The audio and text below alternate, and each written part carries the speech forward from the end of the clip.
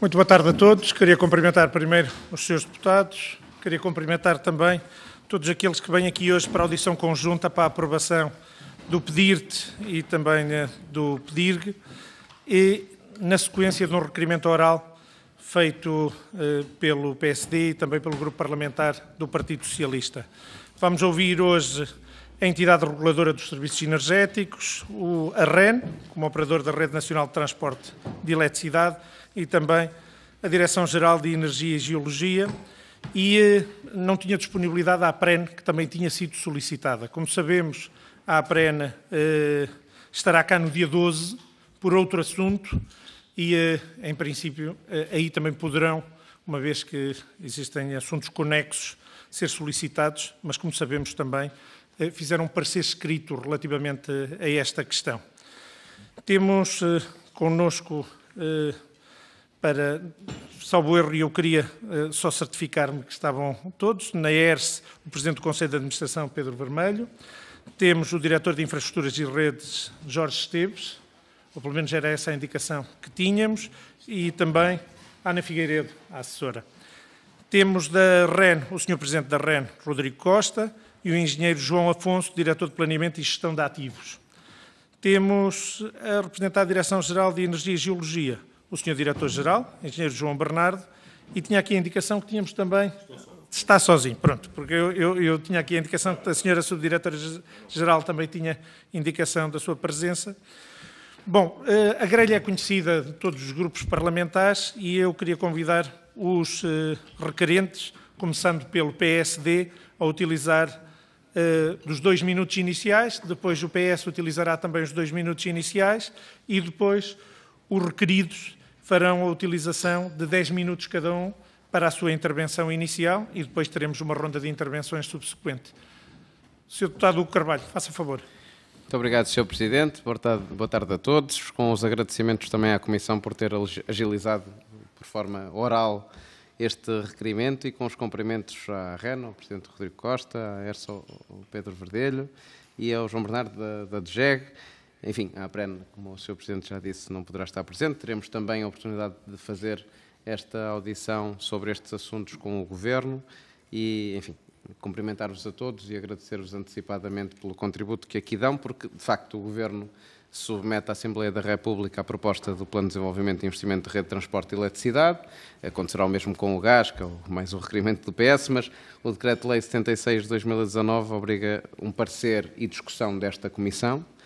E o PSD entendeu, como boa prática, já no passado, já aconteceu no passado, convocar a REN, a ERSA, a DGEG, a APREN, 11 contributos que a APREN recebeu, o Governo, para discutir isto connosco, uma vez que são as entidades, no fundo, que estiveram um pouco mais de 8 meses, no mínimo, a produzir mais de 1000 páginas, com certeza, com justificação de 920 e poucos milhões de euros de investimentos que se prevêem, e sendo, até no caso, eu o relator do que me toca do PEDIRT, tendo consciência da densidade técnica, até como engenheiro eletrotécnico que sou, tendo dúvidas até sobre, e é uma coisa que vos vou perguntar, sobre o valor material do parecer do Parlamento que pode dar de apor a este planeamento energético do país.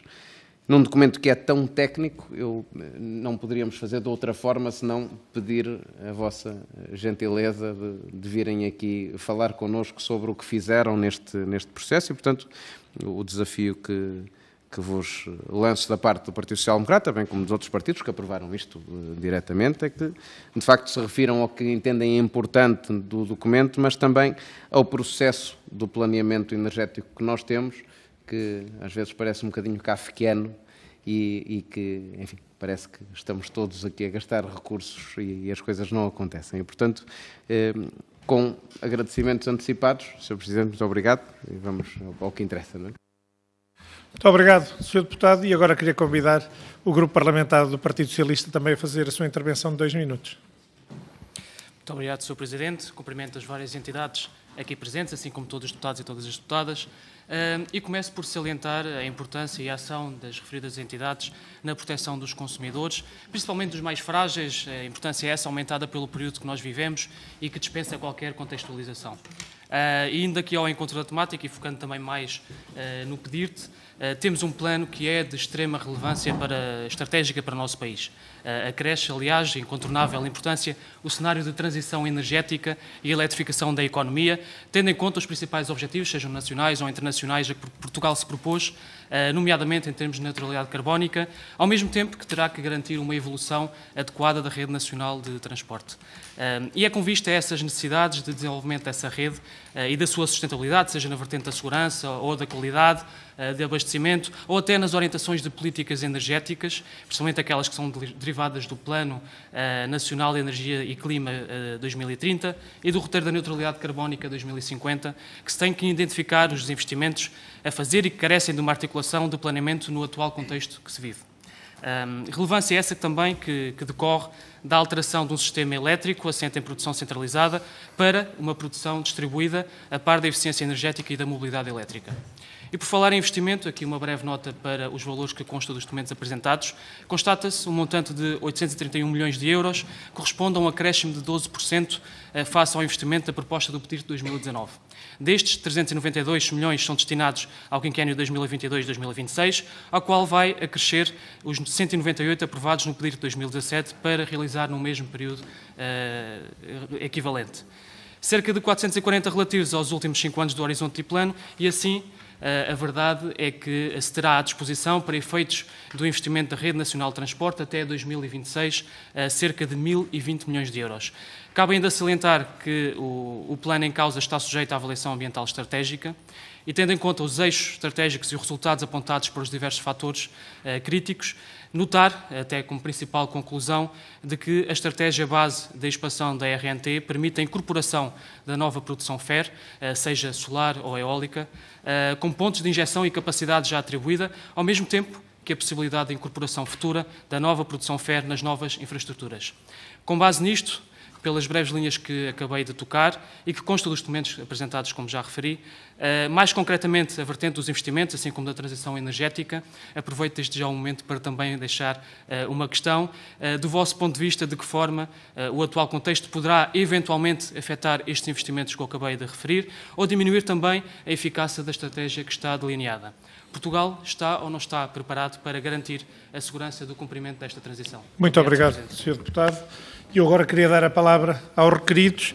A ordem estava ERS, REN, DGEG, mas queria convidar então primeiro a ERS a fazer a sua intervenção. Sim. A ERS a fazer a sua intervenção, a não ser que tenham de alguma forma, se não... Por favor. Muito obrigado, Sr. Presidente da Comissão de Ambiente e Energia. É um prazer conhecê-lo, senhoras e senhores deputados. Em primeiro lugar, gostaria de vos cumprimentar e de agradecer o convite para ser ouvido nesta importante comissão e sobre um tema, de facto, sobre um tema fundamental para os consumidores, para a sociedade. E eu ia pedir mesmo que usassem o tempo devido, obviamente que é muito importante esta discussão, que possam apresentar, mas que nos cingíssemos ao tempo que temos. Muito obrigado. Vou fazê-lo, Sr. Presidente. Gostaria de começar por fazer uma reflexão, e foi bem identificado pelos seus deputados no início, uma reflexão sobre os desafios que se colocam ao exercício de desenvolvimento das infraestruturas energéticas num contexto de transição energética que vivemos. Temos de ter consciência que é mais que uma transição energética e eu diria mesmo, é uma metamorfose energética. Provavelmente o sistema energético em 2050 nada terá a ver com o sistema energético que temos hoje. E isto levanta-nos, de facto, grandes desafios no desenvolvimento das infraestruturas, que bem sabemos são duradouras e têm tempos de vida que vão para além destes 30 anos. E, portanto, isto aconselha e valorizo daí a importância de todo este processo de escrutínio e de discussão do que é que são as necessidades de investimento para a rede energética que nós pretendemos para o país. Portanto, num ambiente de incerteza, num ambiente num contexto de grande inovação tecnológica que se espera, é importante que haja uma discussão aberta, envolvendo todos os interessados, desde naturalmente os operadores de redes, de infraestruturas, em todas as suas dimensões, centralizada, descentralizada, estou a falar de transporte e distribuição, portanto esta questão, este diálogo entre a dimensão central das grandes redes europeias e o que é as necessidades locais e o que nós chamamos a economia local da energia que se está a desenvolver com esta penetração de recursos energéticos distribuídos, com novos layers comerciais simplificados, que são uma inovação para estes setores energéticos, cujo layer comercial é todo ele muito centralizado em grandes comercializadores, em grandes plataformas de mercado, que extravasam o âmbito nacional, são plataformas europeias, regionais, e, portanto, nós temos aqui grandes desafios também sobre esta questão da economia local da energia, que vai coexistir durante vários anos com uma economia central da energia, com o global. Portanto, esta discussão entre o global e o local são fundamentais e afetam necessariamente as necessidades de investimento. Estamos a falar de novas tecnologias que podem substituir redes, substituem ativos de geração, inclusivamente, estes recursos energéticos distribuídos, e redes, e, portanto, o seu envolvimento e a discussão do plano, considerando uma perspectiva que assegure uma integração de todos os recursos energéticos no processo é fundamental.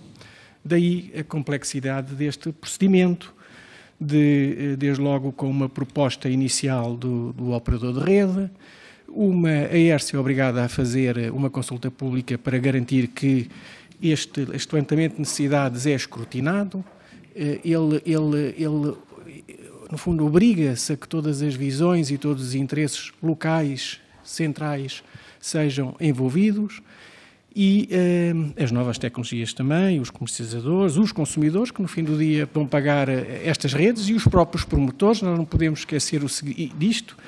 Estas redes que no passado eram fundamentalmente usadas por consumidores e pagas por consumidores, hoje são cada vez mais condicionadas pelos ativos de geração. E a potência de ponta da rede, que no passado estava muito alinhada com a potência máxima do diagrama de carga a satisfazer, hoje começa, e isso já se vê há 5 anos para trás, se olharmos, nós verificamos que a ponta do diagrama de carga nacional começa a afastar-se do que é a ponta do diagrama de consumo. Porque, de facto, o que estamos aqui a fazer e a tratar é de receber recursos energéticos renováveis que nos são oferecidos e cuja potência começa a ser muito superior à potência da ponta a satisfazer. E daí a necessidade também dos recursos flexíveis e termos uma rede que faz a colagem de tudo isto. E, portanto, é do que estamos a fazer, portanto, valorizar este processo. Eu diria que há inovações também a introduzir no processo, desde logo porque estamos a dar também os primeiros passos com o PNEC. Antes de alguma forma, vejo que a questão da cenarização e do levantamento de necessidades de sistemas estão de alguma forma misturadas. E nós devíamos separar as coisas. Uma coisa é a cenarização, ou seja, o que é que será a evolução da oferta, das necessidades de conversão entre vetores energéticos e das necessidades de consumo, que estão no PNEC e no desenvolvimento desses cenários. Os operadores de redes, transporte, distribuição, os comercializadores, agentes de mercado e os consumidores também deviam ser envolvidos para estabelecer o que é que são os cenários de evolução, para acordarmos num cenário de evolução. É algo que é fundamental neste processo de transformação energética, porque estamos a falar do que se chama implementar a economia circular da energia, onde estamos a falar de integração de vetores energéticos e o surgimento de novos vetores energéticos como o hidrogênio. E, portanto, a cenarização destas dimensões é fundamental para chamar os operadores de redes, então, a fazer o levantamento das necessidades que satisfazem estes cenários de evolução. E, no desenvolvimento destes cenários de evolução, todos os operadores, todos os agentes de mercado, independentemente do vetor energético, devem estar envolvidos. Portanto, eu diria que o PNEC, Plano Nacional de Energia e Clima, nacionais e europeus, e depois os planos de desenvolvimento decenais de infraestruturas, de transporte e distribuição, e depois o TEN-INDP, que no fundo é o levantamento de todas estas necessidades a nível europeu, têm que estar todos eles alinhados e com processos muito transparentes e de escrutínio, dão muito trabalho, de facto, e para assegurar que, através desse diálogo e desta discussão, a gente consiga ultrapassar as incertezas que esta metamorfose energética nos oferece.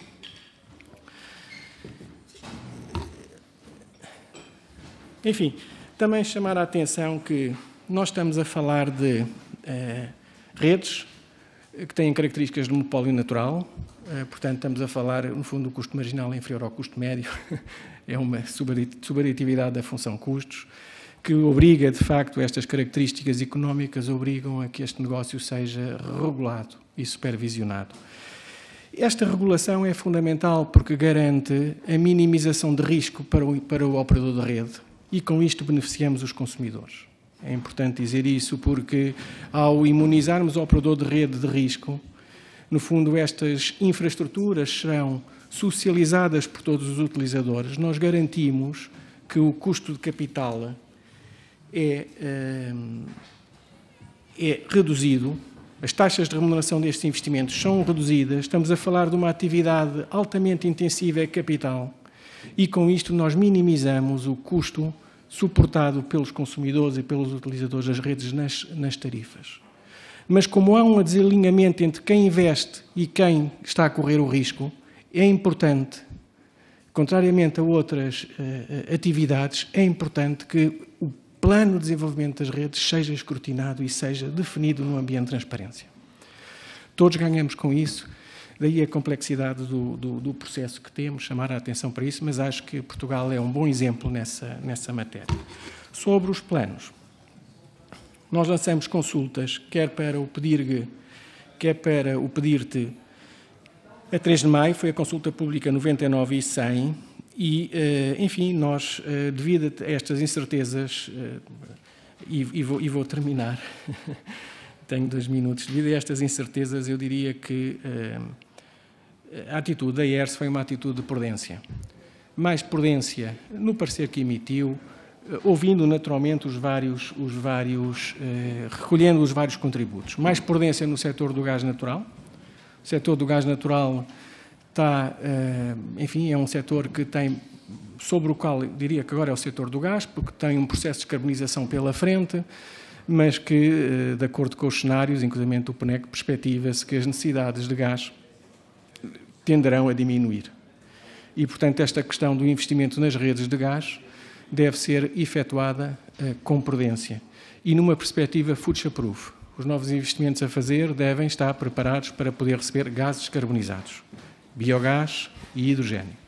E devem ser concentrados, esta é uma questão importante, devem ser concentrados onde, de facto, as necessidades de grande densidade de energia são fundamentais para descarbonizar, nomeadamente na indústria de alta temperatura. E porque o processo de descarbonização esta metamorfose passa por uma eletrificação, nomeadamente os consumos domésticos. Esta coloca-nos depois a questão do setor elétrico. Eu diria que aí o PEDIRTE e eletricidade, as incertezas são menores. Há, de facto, diria eu, uma menor prudência da parte do regulador, porque, à partida, o risco para a pressão tarifária, no caso da eletricidade, é substancialmente menor, naturalmente, considerando as perspectivas de eletrificação que temos pela frente face à situação do gás natural.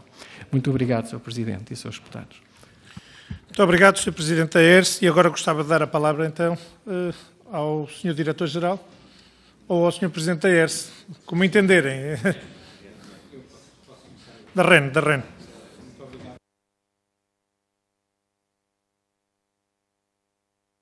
Agradecia que ligasse o microfone e que...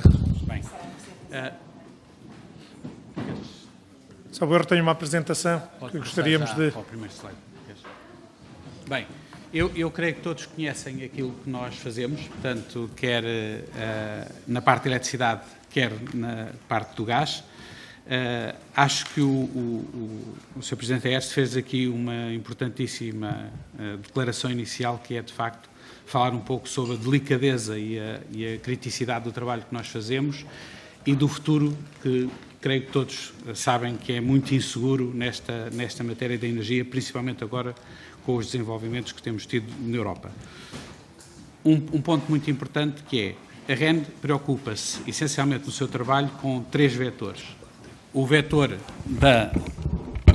da segurança de abastecimento, o tema da transição energética e tudo aquilo que nos exige, e que também todos sabemos quais são esses desafios, que são enormes, e, no fim, diria que é o impacto económico de tudo aquilo que nós fazemos. É uma empresa que, como já aqui inclusive foi dito, nós preocupamos muito que daqui a 3 anos, ou daqui a 5 anos, ou daqui a 10 anos, ninguém venha olhar para os investimentos que nós estamos a fazer hoje e que os considere que tenham sido inúteis, e isso para nós é muito importante em todo o trabalho que nós fazemos.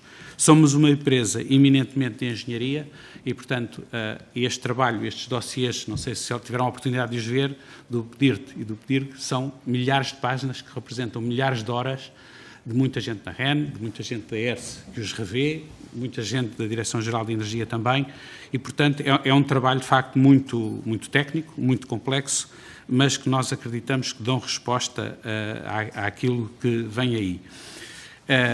Nós temos, na área da eletricidade, portanto, temos as nossas preocupações, têm muito a ver, essencialmente, com a rede de transporte, na área da muito alta tensão e da alta tensão, a gestão técnica do sistema. No gás temos 3 áreas fundamentais, que é, mais uma vez, a operação da rede de transporte, o armazenamento do gás no carriço, que são as nossas minas de sal, e também toda a área de Sines com o terminal. Portanto, uma coisa, antes de passar aqui ao meu colega João Afonso, é muito importante para todos saberem como é que nós nos posicionamos face a todos os outros transportadores de energia, empresas que fazem a mesma coisa que nós fazemos. Nós somos reconhecidos em termos oficiais como sendo um dos mais eficientes operadores de rede mundiais. Nomeadamente, só para terem uma ideia, o peso do nosso custo hoje na área da eletricidade é de cerca de 5% na fatura, digamos, final, e na área do gás natural inferior a 10%.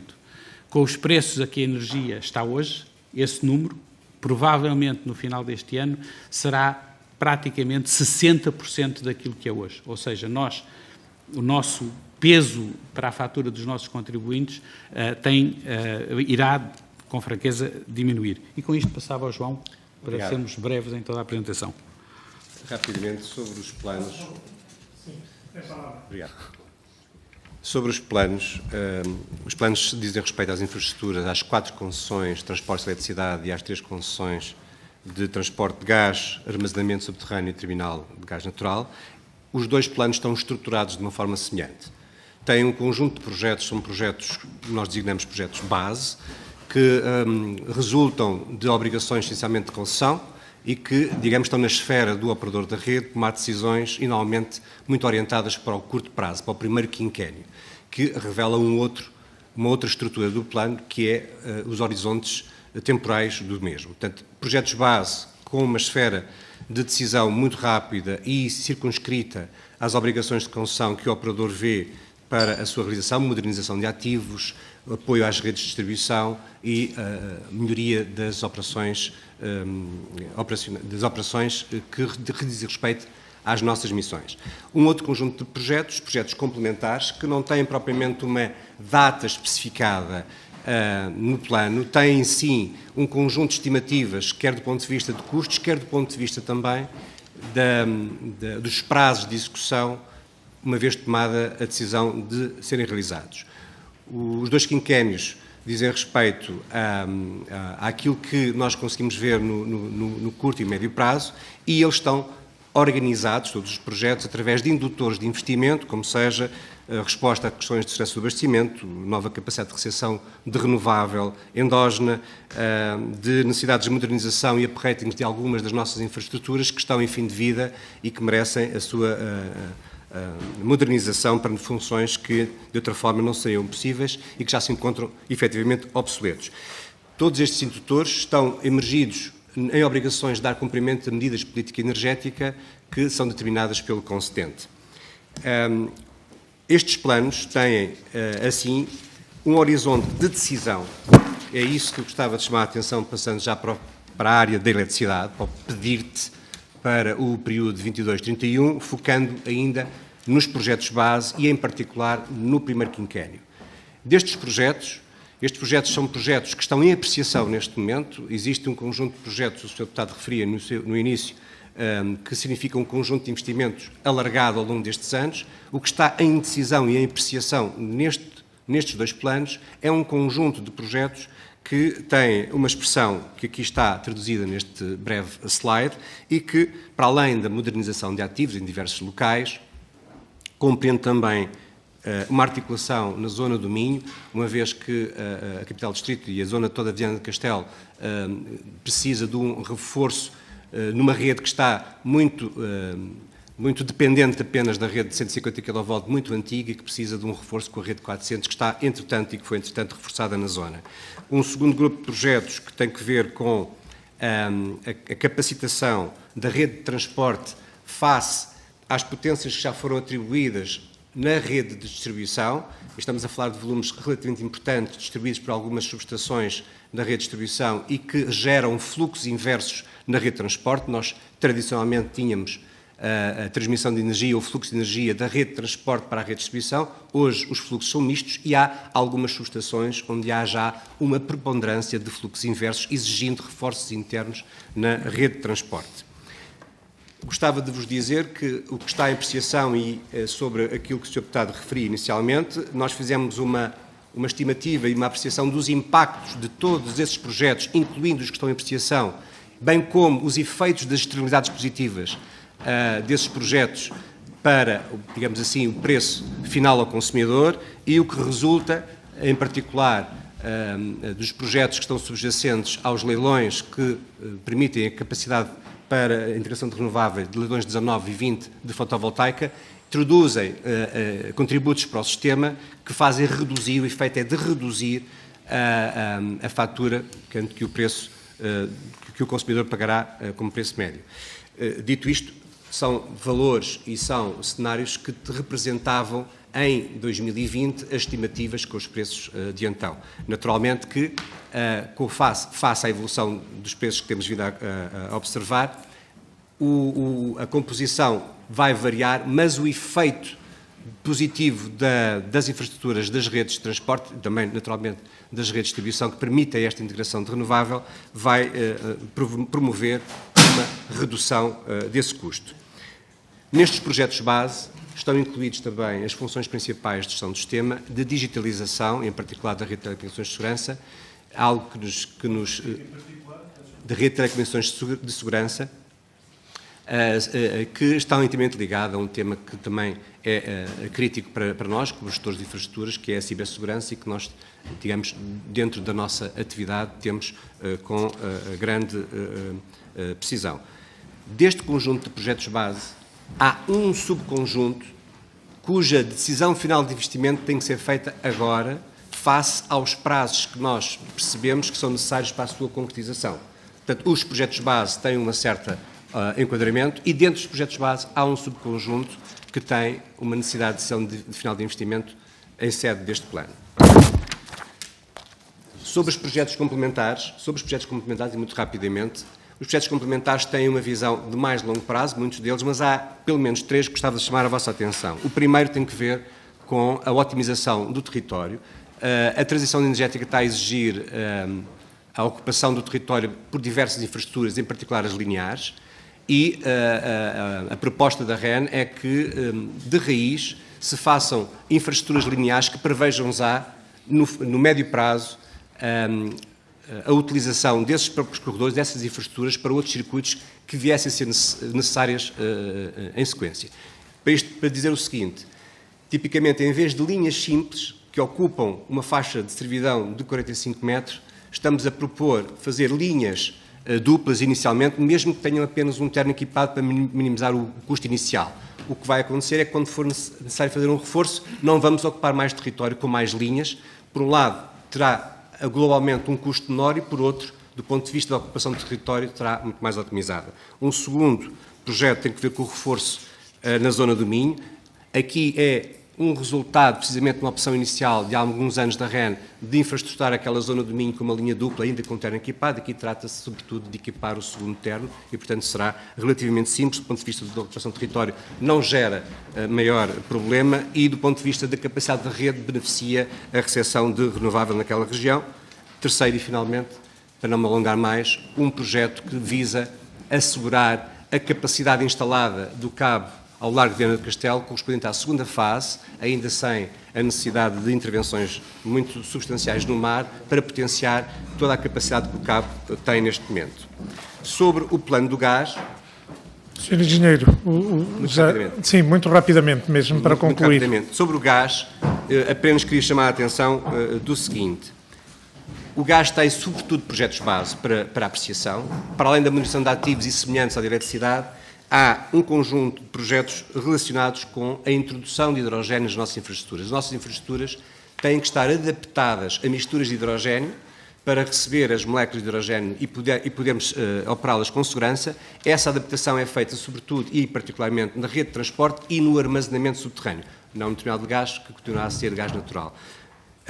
Para além disso, no caso do terminal, temos a quarta baía de enchimento das cisternas, aquelas que possibilitam a colocação de gás natural em zonas do país onde não há infraestruturas de rede, inclusive também na região autónoma da Madeira. Para estes projetos é necessário tomar uma decisão de investimento agora, porque demoram algum tempo a ser implementados no terreno e temos objetivos de política energética determinados para o horizonte 2025. Aqui estão alguns pontos sobre os princípios satisfeitos, já vos falei de alguma forma, mas eu gostaria de terminar dando a palavra ao Rodrigo para sintetizar alguns aspectos fundamentais destes planos. Obrigado. Muito obrigado, Sr. Engenheiro. Sr. Presidente, mesmo para concluir. Sim, agradecia. Como compreendem, é difícil traduzir estas milhares de páginas em tão curto espaço de tempo. Isso não conseguimos. Só para dizer, eu acho que já aquilo que é possível dizer com este tempo foi dito. Temos, de facto, aqui algumas preocupações muito importantes em termos daquilo que vamos ter que fazer nos próximos meses e nos próximos anos. É preciso ter consciência que, entre pensar um projeto e começar a construir uma rede, muitas vezes demoram 2, 3, 4, 5 anos. Nós temos projetos, como que já ouviram falar de Barcelos, como que já ouviram falar de Mondinho de Basto, e muitos outros que quase ficam perto de uma década até se conseguirem concretizar. Há uma grande complexidade à volta do licenciamento, que nós acreditamos todas as entidades envolvidas querem melhorar. Sabemos que o concedente está muito empenhado em fazer isso, é algo que é necessário para podermos avançar, para que se consiga continuar, digamos, a dar este serviço ao país, que é crítico para todos nós. E, portanto, era isto. Não tenho mais nada a acrescentar. Muito obrigado a todos pela vossa atenção. Muito obrigado, Sr. Presidente da REN, e queria dar a palavra agora ao Sr. Diretor-Geral de Energia e Geologia. Sim, senhor, muito obrigado. Boa tarde a todos. Queria cumprimentar o Sr. Presidente da Comissão de Ambiente e Energia, queria também cumprimentar os seus deputados e dizer o seguinte, sendo breve, uma vez que os meus colegas já tiveram a amabilidade de explicar quase todo o processo e, portanto, facilitar-me aqui um bocadinho o trabalho. Obviamente que Portugal, a partir do momento em que tomou a decisão de subscrever, de ratificar o Acordo de Paris e, portanto, de se comprometer com objetivos extremamente ambiciosos na descarbonização, na neutralidade carbónica, na redução das emissões, fê-lo tendo consciência que os setores de atividade que tinha de atacar eram óbvios e, portanto, a energia, os transportes eram setores que, obviamente, eram prioritários pelo conjunto de emissões que representam nos vários setores de atividade e, portanto, teriam de começar por aí. Portugal tinha a vantagem de, no âmbito do setor energético, já ter feito uma aposta, já tinha 25 anos na altura, quando o Acordo de Paris foi assinado, uma aposta que vem do final dos anos 80, com a introdução dos primeiros parques eólicos em Portugal e, portanto, ter já um conjunto de fontes e de tecnologias renováveis já instaladas no país, que lhe dão não só uma garantia de ter já parte do trabalho realizado, mas também muito conhecimento, que é do ponto de vista científico, tecnológico, operacional, etc., sobre este tipo de infraestruturas, quer do ponto de vista dos centros operacionais, quer do ponto de vista das infraestruturas lineares e outras. Obviamente que passar de um sistema baseado em centrais muito localizadas, muito centralizadas, a carvão, a fuel, etc., aquelas que existiam, mesmo a gás natural, as grandes barragens, para um sistema descentralizado, baseado em centros produtores dispersos por todo o território nacional, e estamos a falar dos parques eólicos, os parques solares, as centrais de biomassa, etc., mas sobretudo os dois primeiros, obriga a uma nova arquitetura de rede. Portanto, nós temos de ir buscar a energia onde ela é produzida, e ela já não é produzida nos mesmos sítios que se fazia no passado, onde houve uma estabilidade na recolha de energia, no transporte e distribuição de energia, e, portanto, teve de reformular completamente, e estamos a continuar a reformular o sistema, a infraestrutura de energia.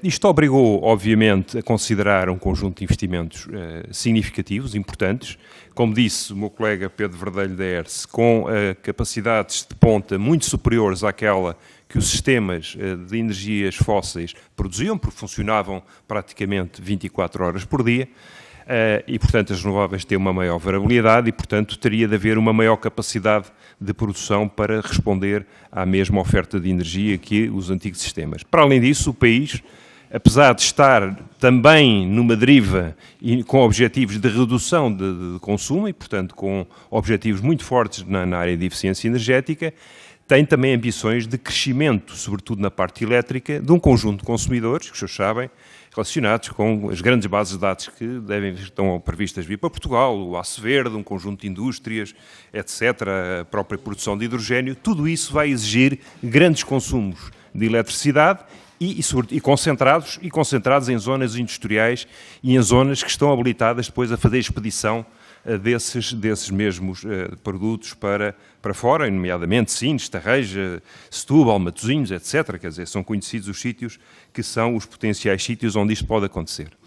E, portanto, há uma necessidade de reestruturar e apostar numa nova rede, na expansão da rede, sobretudo para dar resposta quer à produção distribuída, mas também aos novos consumos, e a continuar a dar resposta àquilo que são, naturalmente, as situações que já falaram os meus colegas da REN e da ERSE, que é a atualização, a renovação, as situações em que a rede terá de ser renovada porque já estava a não dar resposta, as situações de redundância que é necessário completar para assegurar a segurança de abastecimento, a qualidade de energia que chega às populações e, portanto, há também uma função social naquilo que é a renovação da rede, que significa levar e continuar a levar a rede a todos os portugueses com um nível de qualidade, um nível de excelência e que possa servir a todos. A questão social que está aqui subjacente e que tem a ver com as questões de pobreza energética e com as questões de ter preços interessantes ou preços acessíveis a todos os portugueses, porque a transição energética tem de ter no fundo, esta dinâmica, mas também esta preocupação, que é não deixar ninguém para trás.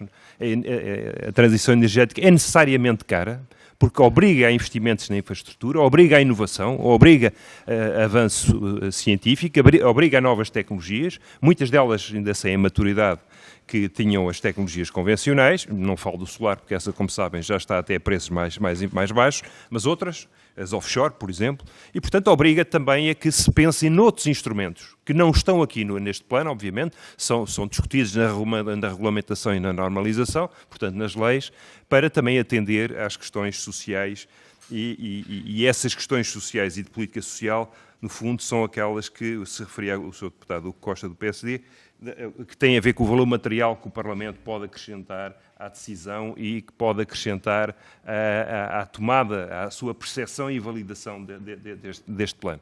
Me parece que é aquilo que é importante, é ter os representantes, de facto, do povo, dos cidadãos, a perceberem e olharem para este plano, não do seu aspecto técnico, porque ele é complexo, mas do seu aspecto daquilo que pode contribuir, obviamente, para a resolução do problema dos portugueses e, sobretudo, das pessoas com mais vulnerabilidade. Portugal precisa desta infraestrutura como o nosso corpo humano precisa de um sistema de circulação e, portanto, aí não há qualquer dúvida que para levarmos o sangue a todas as partes do corpo, nós também precisamos de uma infraestrutura de eletricidade e gás que seja competente e esteja adequada às nossas necessidades. É óbvio que há uma noção de que o gás natural é um componente a prazo, mas eu não tenho dúvidas que o gás natural vai ter um papel fundamental, e repito, fundamental, na transição energética, não só porque existem infraestruturas de gás, que muitas delas nem estão amortizadas ainda, mas que são compatíveis com mistura com gases renováveis e, portanto, são as infraestruturas que permitem fazer esta mistura e esta penetração dos gases renováveis, ajudando a descarbonizar estas redes e, portanto, desse ponto de vista, as infraestruturas são fundamentais. E, por outro lado, isto é uma opinião muito pessoal, mas continuo a achar que, mesmo do ponto de vista da segurança de abastecimento, um país depender apenas de um vetor energético, como é a energia elétrica, deixa-nos claramente vulneráveis. E, portanto, eu acho que é fundamental mantermos 2 vetores energéticos, um de gás e um de eletricidade, sendo que o de gás vai ser tendencionalmente descarbonizado, até desaparecer, se for possível, que desapareça, mas não podemos deixar de investir nele, porque se deixarmos de investir nele, e deixarmos de colocar novas tecnologias e inteligência nas redes, tanto no gás como na eletricidade, nós acabamos por ter um sistema que rapidamente está obsoleto e depois não responde a coisíssima nenhuma.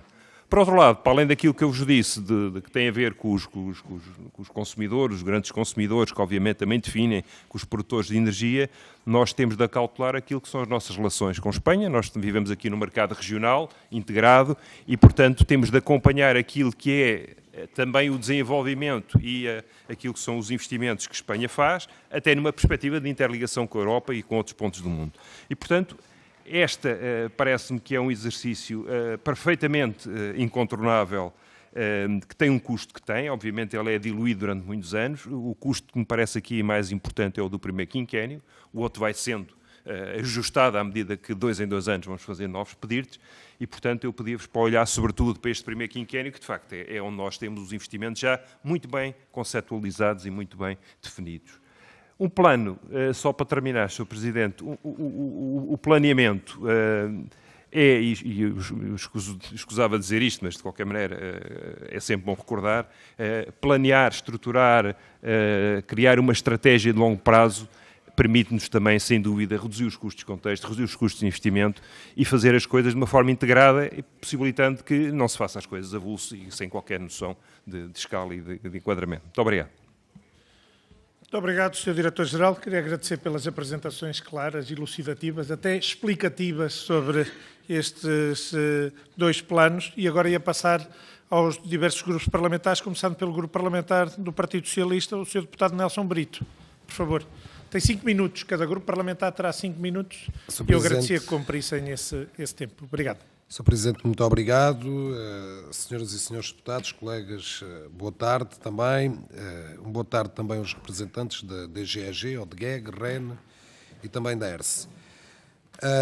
A minha intervenção prende-se muito com questões, e uma delas muito direta, desde logo, que é o plano, ou os planos de investimento que aqui estão em causa, tendo em conta também a sua apresentação em meados de agosto, se não me falha aqui o histórico, se estão ajustados ou conseguem, pelo menos, fazer um ajustamento àquilo que é o momento atual. Em agosto passado tínhamos, obviamente, aquilo que era metas, mas também desígnios, mas que, como nós sabemos, o momento atual alterou-nos e, do ponto de vista energético, dá-nos, obviamente, aquela que é a classificação que temos, precisamente, de uma instabilidade que deve nos colocar essa visão de ajustamento ao momento. Por outro lado, também, atendendo o momento e que suscita na importância da dependência ou na criação de novas alternativas nos fornecimentos de gás, do ponto de vista geográfico à escala europeia, nomeadamente, e atendendo que o gás natural e as suas alternativas, nomeadamente por gás de alto rendimento, exemplo do hidrogénio, azul, verde, como está agizado este plano para começar precisamente a proceder à injeção de hidrogénio e as suas respectivas licenças e também à adequação à produção e transporte dos vários tipos de gases renováveis nas redes existentes ou a executar como novas redes. E já agora também nessa possibilidade de novas redes de transporte, na lógica de Sines fornecer, ou Portugal fornecer a partir de Sines, a Europa, qual a perspectiva em termos geográficos, uma ou mais, do ponto de vista das novas redes de transporte, em termos do espaço geográfico Portugal continental. Por outro lado, também, aquelas que são a grande questão, e aqueles que nos ouvem lá fora, penso que, de alguma forma, o Dr. João Afonso já terá tocado nessa questão, mas é que preço têm que pagar os portugueses por estes novos planos? O preço do tarifário e aquilo que significa.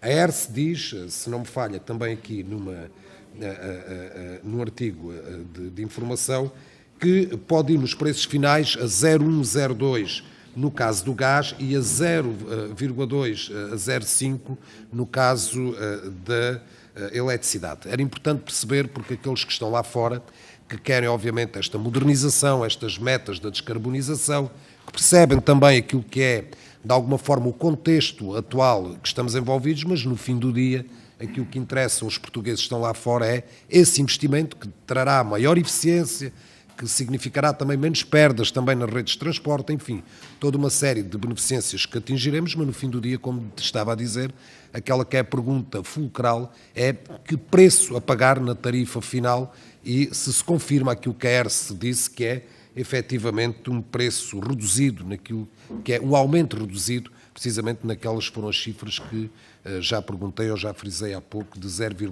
0,02 no caso do gás e 0,02 a 0,05 no caso da eletricidade. Disse. Muito obrigado, Sr. Deputado. Sr. Presidente. E agora dar a palavra para complementar ao Sr. Deputado Ricardo Pinheiro. Agradeço ao Sr. Presidente, cumprimento os Srs. Deputados e claramente os representantes da REN, da DGEG e da ERSE.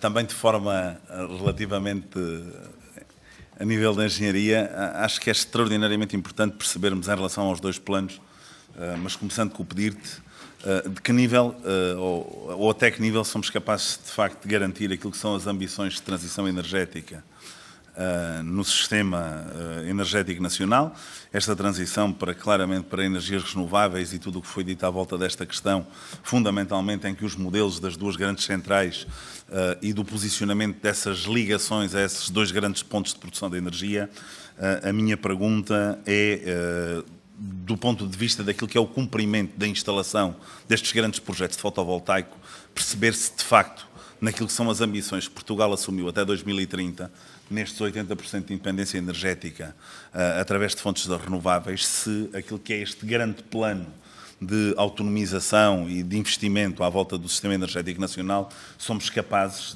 daquilo que é o investimento privado, estar completamente garantidos de que a partir de 2027-28, estes investimentos são complementares com aquilo que é a produção dessa mesma energia, seja em modo fotovoltaico ou em modo eólico. Era importante que também pudéssemos ter um esclarecimento, falámos em constrangimentos em relação ao licenciamento, é importante que a Assembleia da República também possa ter um detalhe em relação a estes níveis de constrangimento. Há uma questão que nos tem deixado preocupados, pelo menos ao Grupo Parlamentar do Partido Socialista, que tem a ver com a forma como, desde o ano 2017, na Comissão Europeia, as comunidades de energias renováveis tem sido um conceito e que, de facto, a Alemanha, enquanto país charneiro em determinadas áreas, tem vindo a dinamizar. É importante percebermos de que forma um plano de investimento em redes energéticas é capaz de prever, agilizar aquilo que é o aparecimento, mas também a agilização e a rapidez com que as comunidades energéticas podem estar cada vez no mercado. E depois uma última pergunta, Sr. Presidente, que me parece que é particularmente importante, é naquilo que são as ligações de rede de gás natural. Portugal consome 666 gigawatt-hora por dia de gás natural, distribuídos em 4 entradas em Portugal. Eu gostava muito que, se fosse possível, fosse feito um esclarecimento. E atendendo aqui a uma questão, às vezes acusados daquilo que é o centralismo de Portugal, duas dessas grandes entradas situam-se em regiões de baixa densidade e, de facto, perceber também deste ponto de vista, onde a rede elétrica nacional claramente é um dos grandes exemplos da descentralização de determinadas áreas e tão importantes, perceber naquilo que concerne às redes de gás natural e estas interligações, o que é que vai acontecer em relação ao mercado ibérico, que projetos ou que ligações estão no pedir que possam transmitir esta nota. E também, só mais uma questão, perceber se naquilo que é o plano de investimentos, quais são, ou se já podemos ter uma noção de quais são alguns projetos de produção de hidrogénio em territórios de baixa densidade que possam ser beneficiários deste grande investimento que é o pedir à escala nacional. Agradeço a sua compreensão e obrigado. Muito obrigado, Sr. Deputado. Queria agora dar a palavra ao Grupo Parlamentar do PSD, o Sr. Deputado Hugo Martins de Carvalho. Muito obrigado, Sr. Presidente. Agradeço a palavra com a mesma compreensão, porque isto de facto é difícil em tão pouco tempo, mas alguns comentários. O professor Pedro Verdelho fez uma referência muito importante ao conceito de rede local e é muito importante ouvir o regulador falar disso e remunerar isso, porque produzir local é um dos nossos desígnios. E disse também uma coisa é a cenarização do que fazemos há 10 anos, e nós fazemos isto de 2 em 2 anos para 10 anos, e muitas vezes focamos-nos nos 2 anos que aí vêm para perceber que investimentos fazemos. E, de facto, isso com o TYNDP e com todo o enquadramento que nós fazemos do ponto de vista do planeamento energético, eu queria acabar por lhe perguntar se a ERSE tem alguma proposta de reformulação que possa ajudar a esta, às vezes, confusão, não me levem a mal a expressão, mas que nós sentimos aqui no Parlamento. Muitas vezes estes planos, aliás o 2019 ficou na gaveta, este já dura há mais de 15 ou 16 meses e, portanto, acho que era importante ter da vossa parte, vós que estáis aqui um bocadinho a elaborar isto para nós avaliarmos da vossa parte essas propostas. O Presidente da REN também se referiu à segurança do abastecimento e as estruturas em fim de vida. A APREN, no manifesto que nos fez, considerou grave que o setor eólico fique obrigado nos próximos anos a estar estagnado. Eu queria também recolher um comentário sobre isto. E o nosso Diretor-Geral, João Bernardo, falou de facto da necessidade de reestruturar a rede, da sua expansão. Eu pergunto por que não, nós todos queremos isso. Eu pergunto-lhe diretamente se há algum bloqueio que nos possa dizer aqui, para que nós também no Parlamento possamos ajudar a que isso seja de facto uma realidade. Quanto ao planeamento e à necessidade do Parlamento participar, nós estamos sempre com vontade de participar. A minha intervenção foi muito no sentido, aliás, o nosso Diretor-Geral saberá que aqui no Parlamento nós não temos Direção-Geral de Energia, e, portanto não temos nenhuma equipa de técnicos para avaliar isto da mesma forma que Vossas Excelências fazem, e bem, e portanto é daí que vem este meu comentário, porque de facto tem que ser aqui uma conjugação de esforços. Eu, em questões, queria dividir isto em duas partes. No fundo, sobre o processo, porque o pedir de 2019 está na gaveta, como disse, o de 2021 está em trânsito, entre aspas, aqui há 16 meses. Vale a pena perceber, eu sei que é um detalhe, mas vale a pena perceber, do ponto de vista da elaboração, detalhes. Ou seja, quantas pessoas é que cada uma das entidades tem envolvidas neste processo, os custos de elaboração, quanto tempo é que isto demora, quantos recursos, no fundo, é que gastam entre isto estar na REN, ir para a DGEG, ir para a consulta pública, voltar para a ERSE, voltar para a REN, vir à Assembleia da República e ir finalmente ao Governo para aprovação, sendo feito de 2 em 2 anos para 10, e se isto ainda faz sentido, no fundo, e se isto faz sentido, em que, de outra forma, se estes planos estão na gaveta, onde é que têm sustentado, tecnicamente, os investimentos que são precisos fazer quando estes planos não acontecem? Porque isso ajuda a esclarecer se nós estamos aqui a ser uma entropia ou não. E se a lei nos está a obrigar a gastar recursos em algo que depois não se aplica. E, portanto, no fundo, que contributo é que pode dar o Parlamento em matérias tão técnicas? Gostava de ter este comentário da vossa parte. E se têm, no fundo, eu perguntei isto ao professor Pedro Verdelho, mas alargo a pergunta a todos, se têm propostas para alterar este funcionamento do planeamento energético nos 3 documentos, desde as redes de distribuição, às de transporte, às de gás, para que se possa facilitar o planeamento no país. Queria também recolher mais comentários ao comunicado que a APREN faz. Vou citar: a não aprovação até ao momento do pedir de 2019, conjugada com a falta de investimento sucessiva, culmina atualmente numa situação de entrave à descarbonização. Noutra frase, é também de notar a reduzida capacidade de resposta das entidades oficiais que são chamadas a pronunciar-se no processo de licenciamento. Bem sabemos que em orçamentos de Estado até a Direção-Geral de Energia ia passar a Instituto Público com mais recursos, acabou por não passar, gostava também de ter aqui alguns comentários sobre isso. Também diz a APREN que atualmente não existe capacidade na Rede Nacional de Transporte para a recepção de nova produção, tanto na alta tensão como em muito alta tensão.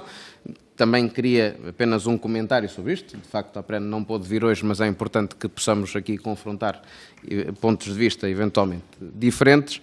E quanto ao gás, de facto, o Partido Socialista já o referiu, nós tivemos um 54-55, tivemos um REPowerEU, tivemos e temos, infelizmente, uma guerra. O Plano de Desenvolvimento da Rede Nacional de Transporte, Infraestruturas, Armazenamento de Terminais GNL ainda é o mesmo. Eu pergunto se ainda é mesmo para ser o mesmo, se há alguma alteração que ele deva ter. Queria perguntar-lhes a todos se são da opinião de que Portugal precisa de reforçar armazenamento de gás e, se sim, na vossa opinião, onde? Se aumentar, por outro lado, capacidade de recepção, ou, por exemplo, em Sines, ou investir em depósitos de sal, outros sítios, como no Carriço. Temos também, neste plano, 1/3 dos investimentos, já aqui foi abordado por alguns de vós, 1/3 dos investimentos em infraestrutura são para hidrogénio. Portanto, dada a maturidade da tecnologia, estou mesmo a terminar, queria perguntar-vos o que é que suporta tecnicamente esta aposta, porque a tecnologia é apontada como imatura, e também qual é o caminho, finalmente, que apontam para interligações de gás, o Partido Socialista também já lhe tocou, e até sobre os novos tempos. A 28 de junho o Conselho da União Europeia quer aumentar em 40% a incorporação de renováveis no mix energético da União, o que é bom, e eu pergunto-vos, finalmente, se este plano serve para isso ou se precisamos de mais. Muito obrigado. E obrigado antecipadamente a todos por este trabalho. Muito obrigado, Sr. Deputado. E queria dar a palavra agora à Sra. Deputada Rita Matias, do Grupo Parlamentar do Chega. Por favor. Muito obrigada, Sr. Presidente. Começo por cumprimentá-lo a si e aos meus colegas deputados. Agradecer também a presença dos representantes da ERSE, da REN, da DGEC e, sobretudo, a oportunidade de podermos estar aqui a falar sobre estes instrumentos de planeamento que são fundamentais para identificarmos infraestruturas a construir, a remodelar, a modernizar, para percebermos quais são os investimentos necessários e até a respectiva calendarização. E, tentando ser muito sumária, começava por fazer aqui 3 questões. A primeira, tendo por base o investimento de quase 1.000 milhões de euros em redes de energia até 2031, a prioridade do sistema energético nacional será, com certeza, a sua eletrificação, acompanhada naturalmente do incremento da produção nacional. Consideram que será o ponto fulcral para se atingir a neutralidade carbónica antes de 2050? E colocava neste âmbito já a segunda questão, que diz que, de facto, estão previstas interações com os municípios portugueses no sentido da otimização da rede de iluminação pública. É um facto que o seu custo representa cerca de 2/3 dos custos da energia elétrica para as autarquias e, portanto, consideramos que, se calhar, seja aconselhável a elaboração de planos diretores municipais de iluminação pública que permitam definir as melhores soluções no respeitante ao rácio da qualidade de iluminação e eficiência energética. Continuando o rol de questões, mudando de tema, pergunto também se, em relação ao PDIRG, não será preferível incorporá-lo, aliás, num plano único que inclua a futura rede de hidrogénio verde, produzido de fontes renováveis, e o plano de desenvolvimento e investimento da rede de transporte de eletricidade, reduzindo assim os investimentos nos combustíveis fósseis. Dizer também que esta pergunta advém da indicação de que estão previstos 36 milhões de euros para projetos associados à introdução de misturas de hidrogénio na rede de gás, sendo que a mistura de hidrogénio com gás fóssil permitirá alavancar a produção de hidrogénio verde e desenvolver em Portugal as cadeias de valor do hidrogénio, visando o desenvolvimento de uma economia limpa, na qual se inclui a utilização de hidrogénio verde. Para concluir, dizer também que, em maio deste ano, a Comissão Europeia refere que Portugal falhou na adoção das medidas de promoção da eficiência energética que deveriam ter sido transpostas até 25 de outubro de 2020. Lembramos que a Diretiva Europeia estabelece um quadro comum de medidas de promoção da eficiência energética a fim de assegurar a concretização do objetivo da União Europeia de atingir os 32,5% em matéria de eficiência energética até 2030 e de preparar então o caminho para as novas melhorias nesse domínio. a questão que deixamos é muito simples. Qual a razão deste atraso? Deixamos, por fim, a nota de que consideramos fulcral que, de acordo com as medidas plasmadas nos planos de sustentabilidade energética e clima, derivados da maioria dos municípios portugueses serem subscritores do Pacto dos Autarcas, que recordamos que este é um movimento mundial em que as autoridades locais se comprometem voluntariamente com os objetivos da União Europeia para o clima e para a energia e que tenham como referência as medidas de promoção de eficiência energética definidas nesta diretiva. Por parte do Chega, estamos cientes da importância de afastar a União Europeia dos combustíveis fósseis russos como um contraponto para o incremento da utilização de recursos energéticos endógenos e nesta nota final dizemos que, através de uma agenda promissora apresentada pela Comissão Europeia em maio deste ano para as energias renováveis, consideramos que é fundamental ter em foco 3 estratégias: aumentar as energias renováveis, mobilizar a economia de energia e, acima de tudo, diversificar as fontes de energia. Penso que respeitei o meu tempo. Obrigada. Muito obrigado, Sra. Deputada Rita Matias. Dava a palavra agora ao Grupo Parlamentar da Iniciativa Liberal, Sr. Deputado Bernardo Blanco. Tem a palavra. Muito obrigado, Sr. Presidente. Começo por lhe pedir desculpa por estar a levantar-me tantas vezes, mas é porque aqui a Comissão de Assuntos Europeus está sem quórum de funcionamento sem mim, então tenho de ir lá de vez em quando para as deliberações. Começo por agradecer a presença, obviamente, de todos e pedir já ao Sr. Presidente da REN se poderá eventualmente disponibilizar a apresentação feita. Já temos. Ótimo. Deputado, já tem a apresentação. Muito obrigado. Algumas das questões que eu ia fazer, como por exemplo a questão dos licenciamentos, que o Grupo Parlamentar do Partido Socialista já abordou, foram feitas, por isso vou tentar pegar aqui em alguns temas ainda não mencionados e começo por fazer uma apreciação geral sobre o modelo que estamos aqui a discutir, concordando obviamente com o Sr. Deputado Carvalho, PSD, dizendo que não me parece que a Assembleia tenha competências técnicas para discutir algumas das temáticas que estamos aqui a ter. Até nos parece que este modelo desresponsabiliza um bocadinho o Governo, que tem, sim, os meios para isso, e começa exatamente por aí. Não nos parece que este planeamento estratégico energético também deva ser feito, obviamente, por um privado, sobretudo quando pode haver vários conflitos de interesse. Parece-nos que o Governo tem todas as capacidades para o fazer e a minha primeira pergunta é até nesse sentido, não só para a AERS, mas sobretudo a AERS, se não seria melhor se fosse, por exemplo, a DGEC a fazer estes planos, com inputs, obviamente, da REN e de outros operadores e, obviamente, a consulta pública e depois com o parecer final da AERS. Depois perguntar também, ainda no âmbito destas apreciações mais gerais, de acordo com a lei também já aqui citada, a AERS tem de tomar não só a decisão de certificação do operador, mas também monitorizar de forma regular essa independência do operador. Do que eu procurei, não consegui encontrar os relatórios mais recentes, não sei se estão públicos, era a minha pergunta, mas também pode ter sido falha minha, que só encontrei alguns mais antigos. Última consideração mais geral é perguntar também a todos se não consideram que, faço também aqui ao que já foi mencionado, não só a guerra da Ucrânia, a nova estratégia geopolítica da União Europeia, a inflação, etc., se estes planos não mereciam uma atualização, digamos assim. Não querendo, por isso, repetir muitas das perguntas, tenho algumas perguntas sobre hidrogénio, que penso que foi um tema que ainda não foi muito falado. O hidrogénio conseguiu aqui a proeza de juntar a Zero e a EDP na mesma posição. Todos os parceiros levantam várias dúvidas, nós também as temos. Parece-nos que é uma tecnologia, obviamente, com potencial, mas ainda numa fase muito incipiente e, sobretudo, num país como Portugal, que obviamente é um país, face à média europeia, relativamente pobre e descapitalizado.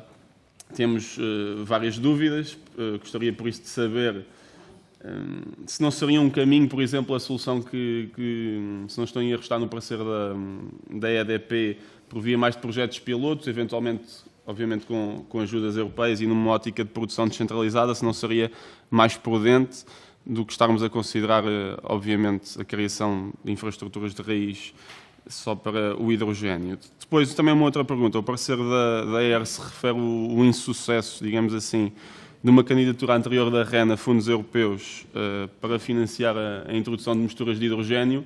Eu gostaria de saber o que é que falhou na altura e se é possível que agora volte a falhar. Obviamente que agora a posição europeia, até nos documentos oficiais, é um bocadinho indiferente, mas se o que falhou na altura está agora cautelado para não voltar a falhar. Perguntar também, o plano prevê que as infraestruturas na rede de gás natural sejam adaptadas à injeção de hidrogênio, como estava a dizer, mas fala bastante em termos abstratos, não fala bem em infraestruturas concretas, a meu ver, e gostaria de saber quais são e onde estarão localizadas, que penso que depois, no fim, também foi mais ou menos a pergunta do grupo do PS.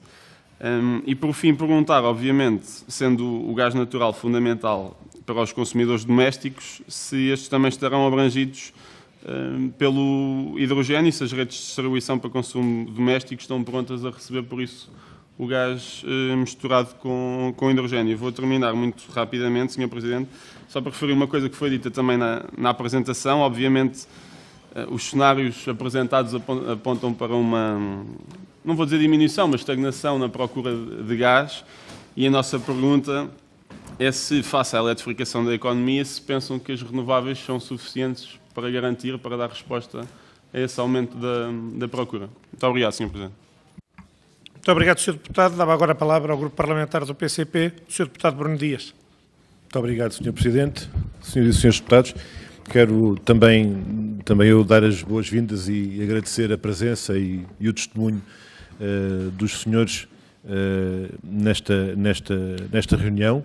O Sr. Pedro Verdelho, também os seus representantes da REN, o Presidente Rodrigo Costa e também o Sr. Diretor-Geral.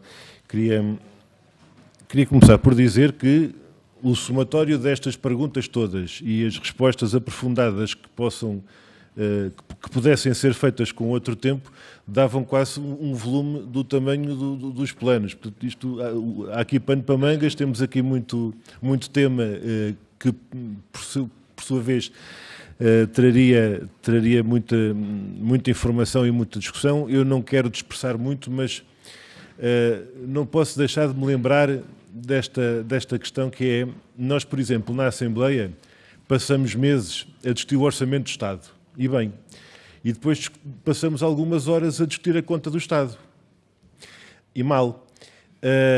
E eu gostava de propor-vos, quando tivessem nas vossas respostas um bocadinho para partilhar esta reflexão, qual é o balanço que podemos fazer, digamos assim, da execução daquilo que é planeado, como foi dito, 2 em 2 anos, o último que temos em vigor é o 2017, e, portanto, há um ponto de situação que eu julgo que seria útil também para perspectivarmos o futuro, olharmos à nossa volta e vermos como é que está o presente, do ponto de vista dos investimentos.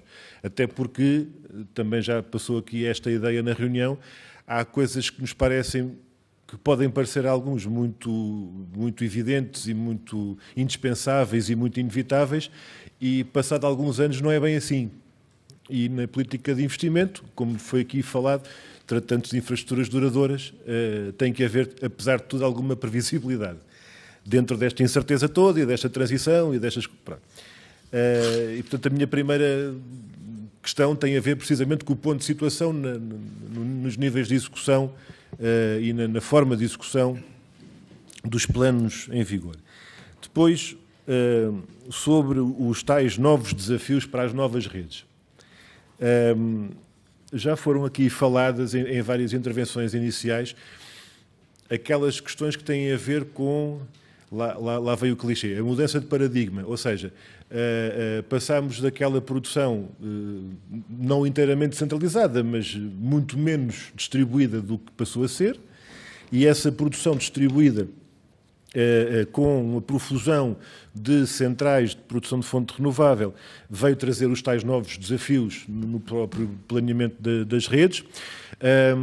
Agora, um elemento que é relativamente mais recente, e que ainda não é de maneira nenhuma tão intensivo, mas que começa a ser sugerido para o futuro como uma solução estruturante, eu pergunto se é estruturante ou se é desestruturante, que é esta lógica da massificação da produção em termos de autoconsumo individual ou coletivo. Porque um autoconsumo individual e um coletivo aqui e acolá é uma coisa. Isto tornar-se uma massificação e ser um pilar do sistema em termos de produção é outra coisa diferente. E eu gostava de perguntar até que ponto, ou melhor, a partir de que ponto é que isto é um dado relevante para a equação. Esta outra forma de descentralização. Não sei se me faço entender. Esta modalidade diferente. E eu diria uma coisa parecida relativamente à tão discutida mobilidade elétrica. A mobilidade elétrica é uma coisa quando há assim, uns carros por outros a circular nas nossas estradas e depois a carregar. A gente depois encontra os postos de carga, etc. Se daqui por uns anos for proibido vender carros com motor de combustão interna, e a mobilidade elétrica assumir uma outra relevância no sistema, que importância é que isto tem para a nossa discussão? Não vou fazer aqui nenhuma sentença. Gostava de ouvir da vossa parte a opinião sobre os impactos que a multiplicação destes sistemas possa colocar nesta matéria. O armazenamento da energia, nós temos, nomeadamente na fonte hídrica, temos, nos sistemas hidroelétricos, temos alguma capacidade de armazenamento, alguma, porque nos tempos que correm isto está mal, não é? Portanto, em relação à seca, mas em termos de sistema, podemos olhar para a capacidade de armazenamento, até pela bombagem da capacidade de reversão, e temos isso em alguns casos. Agora, no geral, principalmente, vou terminar, da fonte fotovoltaica e da fonte solar e eólica, esta dupla condição de uma grande aleatoriedade, de uma grande intermitência, com a maior dificuldade em relação ao armazenamento, que desafios é que está a colocar quando, apesar de todas as tecnologias, existem. Eu aqui faço uma ponte para a questão do hidrogénio, que tem a ver, também já foi mencionado, a questão da maturidade das tecnologias, porque nós investimos de forma muito intensiva em ser os early birds, quer dizer, sermos os primeiros a adotar as tecnologias, pagamos por isso. Depois a questão é o retorno que temos desse avanço. E mesmo o último comentário do Sr. Presidente, que tem a ver com a questão que é de facto factual, que é realmente factual. Não faz sentido que seja um privado a fazer este trabalho de planeamento estratégico. Nós temos dito ao longo dos anos é ao contrário. Não faz sentido, é que quem faz este planeamento estratégico e quem fazia e faz tenha sido privatizado. E, portanto, temos tido já ao longo dos anos esta discussão, mas é de facto um elemento incontornável nesta discussão e também se compreende que tenha sido identificado. Obrigado. Muito obrigado, Sr. Deputado Bruno Dias. E agora tem 20 minutos as três entidades, o que dá 6,6 minutos, dízima infinita periódica, serão 6 minutos e 40 segundos a cada uma das entidades, e eu pedia que pudessem responder aos senhores deputados, mas utilizando este período de tempo. Obrigado. Começava eu, Sr. Presidente. Em primeiro lugar, muito obrigado pelas questões realmente relevantes e importantes que dificilmente serão respondidas neste período de 6 minutos e 40. Mas eu diria o seguinte, eu vou escolher algumas. Em primeiro lugar, a questão destas novas renováveis e destas novas tecnologias não... Claro que criam desafios, mas a questão que se coloca, o que elas colocam, os desafios que elas colocam sobre a segurança de abastecimento. Eu diria o seguinte, a segurança de abastecimento tem 3 dimensões. A dimensão mais importante, mais difícil, é a dimensão de longo prazo, é a suficiência de energia numa perspectiva anual. Estas renováveis são a tecnologia mais resiliente para garantir isso. Se nós compararmos o Sol ao longo dos vários anos, a variabilidade do Sol é muito reduzida. Portanto, esta energia é certa. Contrariamente à hídrica, em que a variabilidade é brutal, e por isso é que estamos a viver uma dificuldade. Hoje temos, salvo erro, valores de abaixo de 40% do valor médio. E há anos em que temos 40% acima ou 50% acima. Uma variabilidade enorme que nos cria grandes desafios ao nível da suficiência de energia.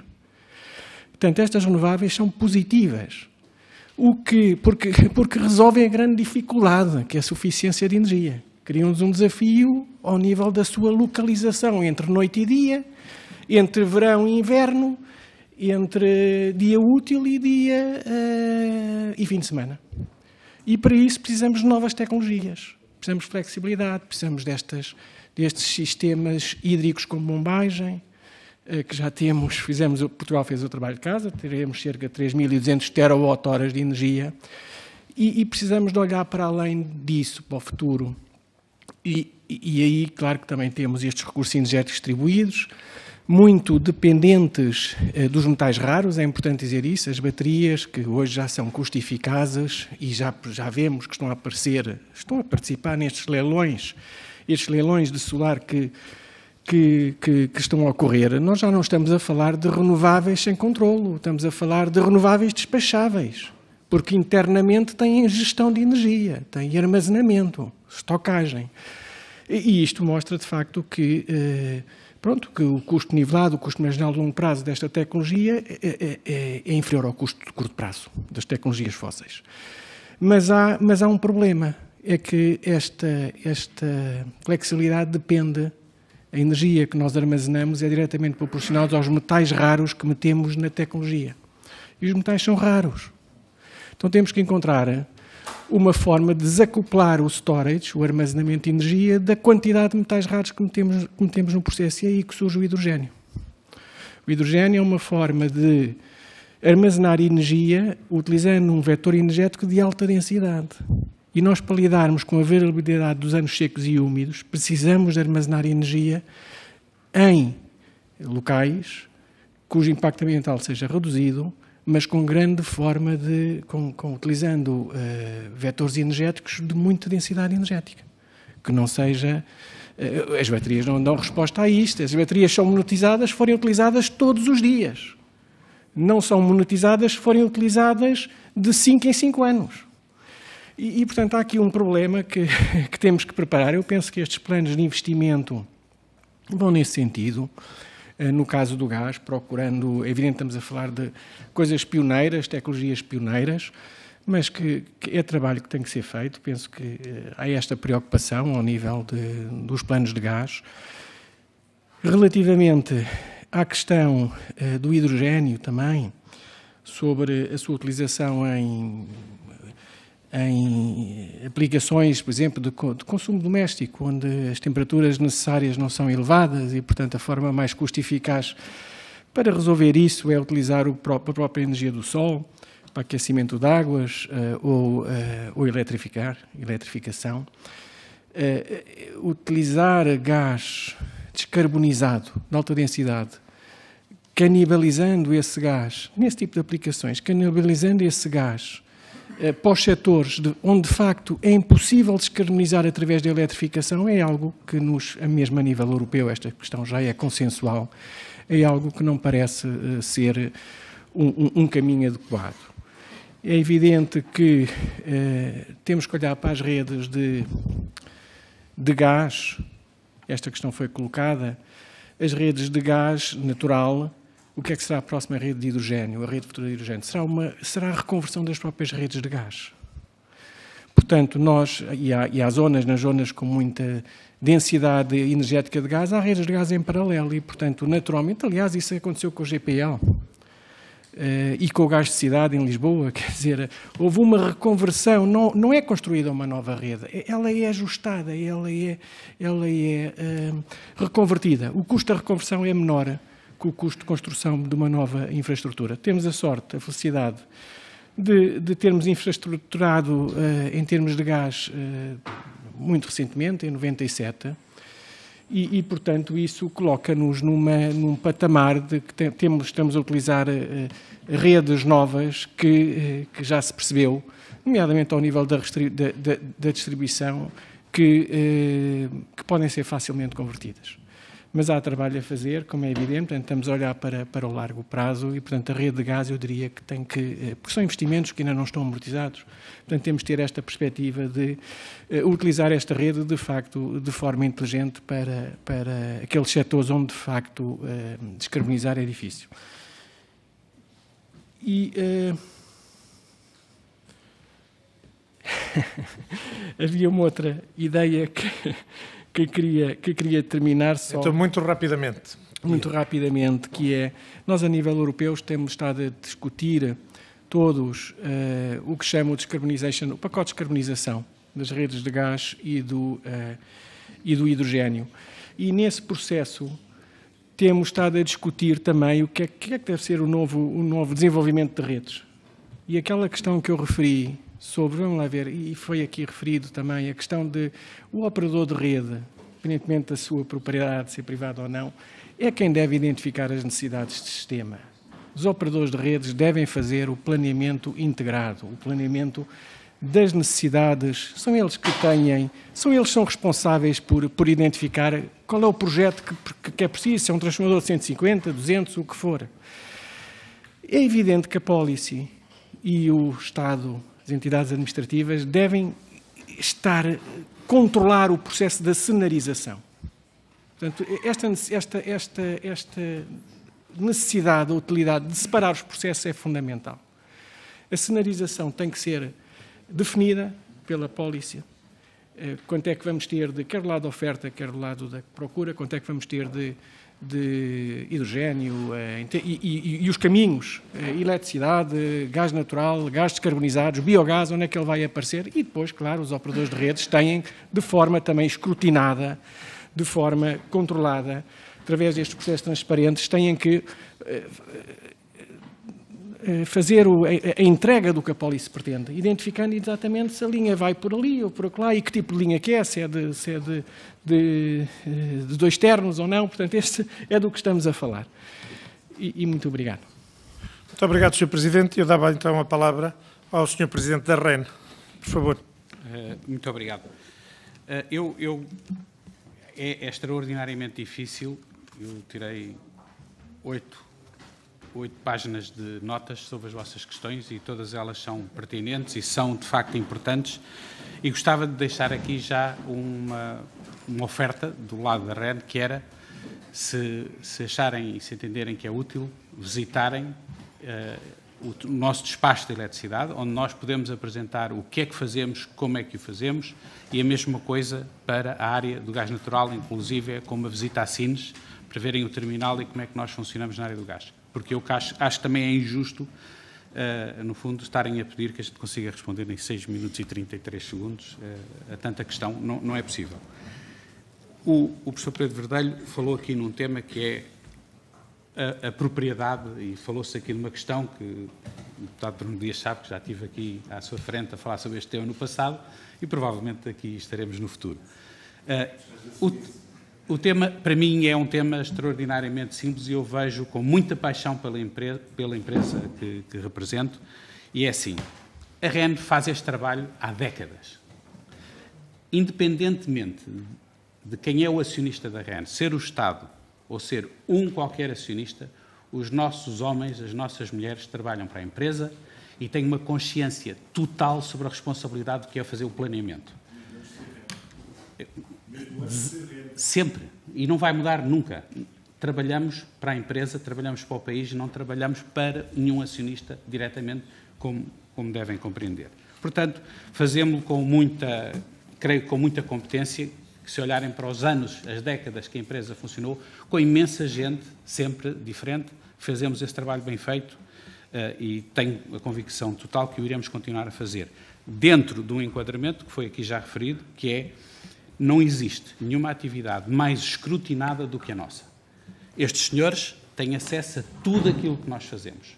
Para trás, para a frente, com o nível de detalhe que pretendem. Eu já estive pessoalmente a trabalhar em várias empresas reguladas, nunca tive nenhuma que isto fosse feito com tanto rigor, com tantas horas de trabalho. Aqui alguém perguntou quantas horas de trabalho nós tínhamos neste processo. São de facto milhares, mas tem que ser feito assim. Eu acho que é um processo Não há processos completamente eficientes, mas este trabalho é tão exigente, tem que ser feito assim, com o contributo de muita gente. A nossa, a Direção-Geral da Energia, a ERSE também com o seu papel, e acho que, com franqueza, acho que fazemos bem feito. Deixava aqui para o meu colega o tema uma pergunta que foi repetida várias vezes aqui, que é: será que este plano está atual? Eu faço-vos a pergunta. Em pouco mais de num ano, passámos de uma pandemia que nos mudou a vida a todos nós, entramos numa guerra, temos um ano de seca, falámos aqui 50 vezes de tecnologias que ainda não são maduras, e nós sabemos que não estão maduras, mas são muitas. Podemos acrescentar a cibersegurança e as ameaças que, com toda a franqueza, nos deixam preocupados todos os dias e que só sabemos o que se passou ontem, não sabemos o que é que vamos ter amanhã. Portanto, isto é só para dizer, qualquer plano que seja feito e que seja apresentado, no dia em que vai ser discutido já está provavelmente algo desatualizado. O que temos é um sistema que é dinâmico e que, a partir do momento em que a forma como está organizado, nos permite, em permanência, estar a olhar para trás, estar a olhar para a frente e adaptar à nova realidade. À dita seca, à dita guerra que ninguém estava à espera, à forma como os preços da energia se processam, à capacidade de se comprar gás ou não comprar gás e todas essas coisas que nos alteram a nossa vida todos os dias. Nós vivemos todos os dias sem ter a certeza absoluta do que é que vai ser o amanhã, e essa é a característica do nosso trabalho. João, não sei se muito queres... rapidamente. Tens 2 minutos e 10 segundos. Muito rapidamente. Obrigado. O plano é atualizado a cada 2 anos e a própria revisão do regime jurídico do setor elétrico, agora deste ano, prevê a continuação dessa atualização. Portanto, há a segurança de que, em particular, os projetos de mais, médio e longo prazo possam ser revistos nas próximas edições do plano. Portanto, essa atualização é feita a cada 2 anos. Isto acontece tanto para o gás como para a eletricidade. No caso do que é planeado e o que é efetivamente concretizado, os próprios planos têm, em anexo, informação sobre aquilo que estava planeado em momento anterior e o que é que foi realizado e aquilo que é, nesta sede, em cada exercício, submetido à apreciação. E, portanto, o próprio plano tem instrumentos de verificação dessa natureza. Por outro lado, a ERSE, em particular, todos os anos, verifica o que é transferido para a exploração, o que é realizado e traduz essa realização nos seus boletins, nos seus relatórios, na própria fixação das tarifas anuais. Algumas das questões que foram abordadas sobre o hidrogênio, eu queria deixar claro o seguinte: não se trata de criação de nenhuma nova infraestrutura. O que se trata, efetivamente, é de adaptar a infraestrutura existente, dando-lhe um novo desígnio, que é a incorporação de gases de origem renovável, produção de hidrogênio, por exemplo, pode ser biocetano, e adaptar a infraestrutura que hoje existe para poder receber essas novas moléculas. Esse é o ponto-chave dos projetos que estão aqui em apreciação relativamente à adaptação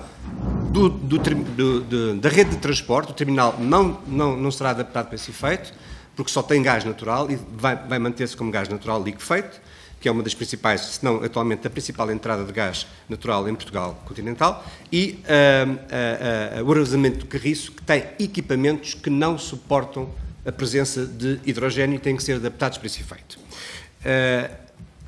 Outros aspectos, a iluminação pública foi aqui colocada, é um aspecto muito relevante para a rede de distribuição. Nós estamos a falar de redes de transporte de muito alta tensão e, portanto, digamos, não tem esse cariz tão fino relativamente à infraestrutura necessária para apoio à iluminação pública, ainda que boa parte da energia, mesmo que descentralizada, e descentralização estamos a falar de descentralização local e geográfica, mas muita dessa produção descentralizada é ligada à rede de transporte através de grandes centrais de origem renovável. Não temos condições de comentar o que o Sr. Deputado referiu relativamente à nota da APREN, não a conhecemos com esse detalhe. Todavia, dizer-vos o seguinte: de facto, a REN publica todos os anos, a 31 de março de cada ano, uma caracterização da rede de transporte, onde nós publicamos aquilo que é a nossa expectativa de capacidade de recepção. Elas existem nos planos, mas, efetivamente, neste momento, essa capacidade está esgotada e é por isso que nós estamos a fazer estudos relativamente a aos processos pendentes que se encontram, digamos, para resolução de pedidos de ligação, que são muitos, quer à rede de transporte, quer também à rede de distribuição. Sobre a agilização dos processos de licenciamento, eu se calhar deixava aqui o comentário para o Sr. Diretor-Geral de Energia e Geologia, todavia dizer o seguinte: de facto, nós estamos a criar infraestruturas, muitas delas lineares, com a ocupação do território. A nossa preocupação é tentar que consigamos fazer estas infraestruturas com vista à obtenção das metas de política energética e, enfim, um pouco alinhado com essa estratégia, a nossa intenção também de propormos a otimização das infraestruturas, e é um dos projetos, precisamente, que está previsto aqui neste plano, para, precisamente, permitir essa otimização e não estarmos, digamos, sistematicamente a fazer novos projetos que vão ocupar o território quando estamos em antecipação, prevendo essa abordagem. Dando por resposta à questão da atualização, isto já assegura uma flexibilidade das próprias infraestruturas para os desafios que estão aqui neste momento e que já resultam de novos elementos prevenientes à elaboração do plano, como seja, por exemplo, o conflito que deflagrou neste momento. Penso que, regra geral, não sei se tenho mais tempo, de facto, são muitas perguntas, infelizmente não conseguimos detalhar, porventura, como elas mereceriam, mas fica pelo menos este conjunto de explicações que eu espero que tenham sido, pelo menos, compreensíveis por vós. Se tiverem mais dúvidas, por favor, respondam. Muito obrigado, Sr. Engenheiro. Eu queria agradecer também ao Sr. Presidente da REN o convite para fazermos visitas às instalações. Eu já há mais de 3 meses que não era chamado de injusto, Sr. Presidente. Era habitual chamarem-me de injusto, ultimamente não o tenho feito. Mas Virgílio já escrevia que o tempo fugit, não é? O tempo voa e nós não temos aqui todo o tempo também para vos ouvir, mas teremos a oportunidade de ir certamente às vossas instalações e fazer aí melhor justiça e maior justiça também com os tempos de quem nos visita e de quem vem aqui também ser escrutinado. E eu agora deixava a palavra também ao Sr. Diretor-Geral, por favor. Não tem tanto tempo assim, mas tentando poupar Virgílio, tentar que em pouco tempo pudesse também utilizar este tempo. Obrigado. Sim, senhor. Eu vou ser muito rápido e telegráfico. Portanto, relativamente à questão colocada pelo Sr. Deputado Nelson de Brito, sobre a injeção de hidrogênio e o seu licenciamento, ela está a decorrer, portanto, a nova lei dos gases, que já não é a lei do gás natural, portanto, já é a lei que se aplica a todos os gases, seja ele hidrogênio, biometano ou gás, já prevê uma forma de licenciamento. Toda a regulamentação que era da responsabilidade da ERSE e da Direção-Geral de Energia já está publicada e, portanto, nós já temos recebido um conjunto de pedidos de registro. Temos neste momento 30 produtores de hidrogênio registados, portanto, estão numa fase de avaliação dos seus projetos. Obviamente, depois vamos em conjugação, enfim, com todos os colegas que estão aqui à minha volta, a olhar para estes projetos para ver se os podemos integrar. Existe aqui, obviamente, se a integração é feita numa rede fechada de uma UAG ou numa rede de distribuição ou numa rede de transporte, a situação é completamente diferente para as implicações que isso depois tem a montante e para os próprios equipamentos de consumo que vão receber isso. Mas houve também candidaturas ao nível do PO-Saúde e, portanto, há já uma série de conjuntos e alguns projetos que já estão a fazer testes incrementais de percentagens de hidrogênio, aqui no Seixal, por exemplo, em Évora, de pequenas percentagens incrementais para testar a infraestrutura e os consumidores. Relativamente à pergunta do Sr. Deputado Ricardo Pinheiro, relativamente ao investimento privado, será usado, ele vai ser usado, está previsto, não foi contabilizado aqui no plano, mas há um conjunto de títulos de reação de capacidade que são atribuídos através dos acordos e esses títulos são feitos através de um acordo entre o operador da rede de transporte e o privado e o produtor privado, e o investimento corre todo por conta dos privados. E, portanto, esse é encaixado dentro destes investimentos e às vezes até vem reduzir estes investimentos porque se substitui a eles, mas é feito uma lógica privada e, portanto, não vem encarecer, antes pelo contrário, aquilo que é o custo para os cidadãos. Okay. Depois, em relação à questão colocada aqui pelo Sr. Deputado Hugo Martins de Carvalho, relativamente à ERSE, temos uma proposta de formação para o fornecimento, para a aprovação do plano que possa evitar que ele venha aqui à Assembleia. Enfim, o que é que eu posso dizer sobre isto? Do ponto de vista do procedimento, é mais rápido se não vier, não é? Aprova-se mais rapidamente. E, portanto, deixamos de ter o conforto dos seus deputados relativamente a esta matéria, que tem uma comissão que, pelos vistos, funciona muito bem, graças ao Sr. Presidente e aos deputados que constituem, portanto, muitos deles conhecedores. O Sr. Deputado também já era eletrotécnico, portanto, outros também serão. Agora, obviamente, podemos discutir isso. Eu acho que podemos discutir isso e ver se, dentro de uma lógica de simplificação de licenciamentos e de procedimentos, etc., é uma matéria que tem de vir para cima da mesa e podemos discuti-la perfeitamente. Relativamente à questão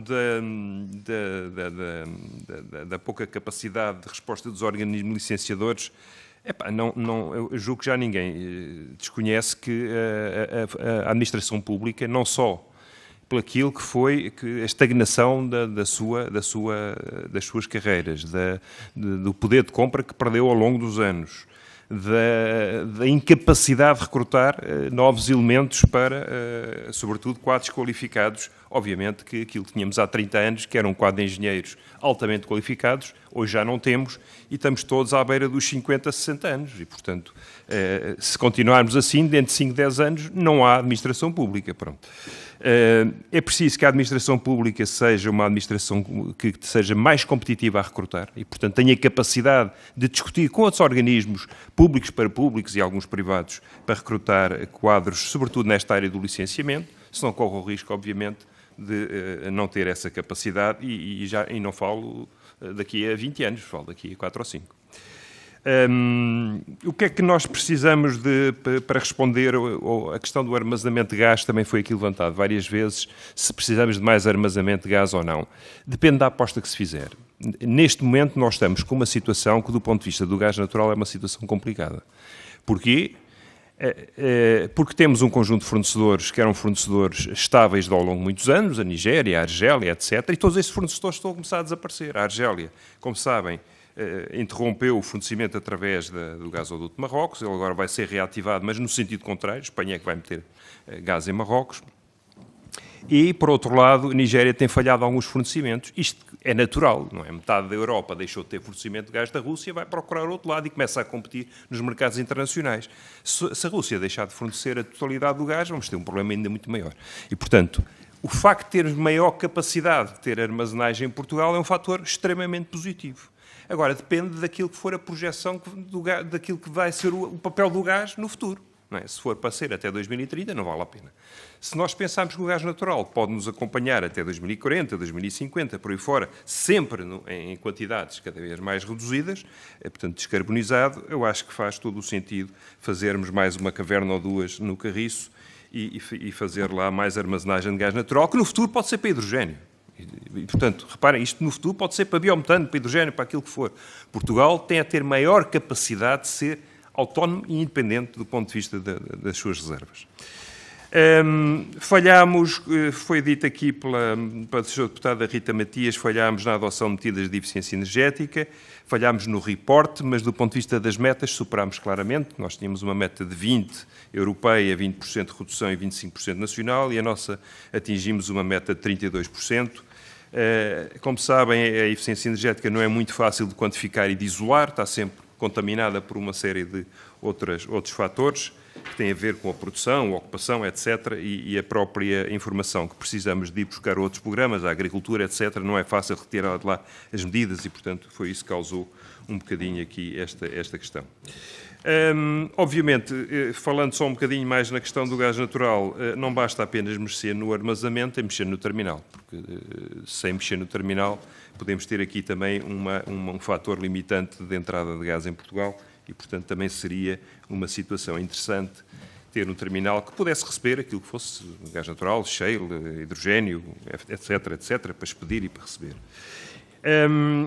Em relação à capacidade das infraestruturas atuais de receberem gás natural, acho que isso já foi respondido, todas elas podem ser adaptadas. Obviamente, os consumidores domésticos vão ter atenção a partir de determinados níveis de mistura de hidrogénio, se calhar vão ter mudado de queimadores e algumas partes dos seus equipamentos.